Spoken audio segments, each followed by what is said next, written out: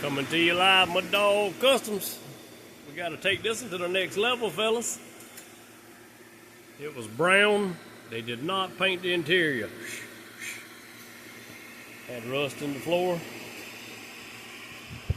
Rust on that side a little bit. Had a donor vehicle. We're gonna. It's an okay paint job.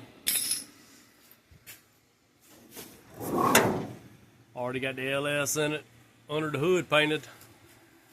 It's gonna be coming up for sale here shortly. Granny low stick, 35s. Y'all hit me up later. Oh yeah, coming back to you, part 2.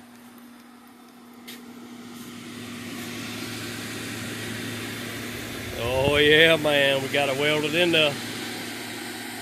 So that part's done. Rub some seam sealer in it. Seam sealer on the bottom.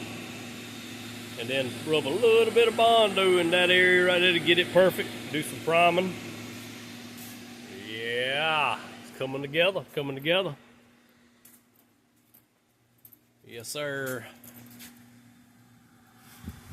And I cut all of it out. Cut it out. Get rid of that rusty metal. I don't put metal on top of rusty metal.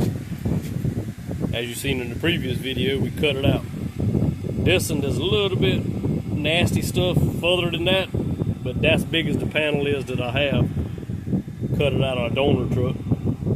I'm gonna cut that piece out, and then if that looks bad, I got another little chunk I went and cut out of it.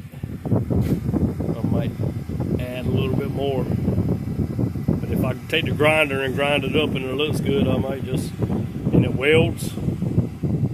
Just looks like it might be pitted, but I'm gonna definitely go there.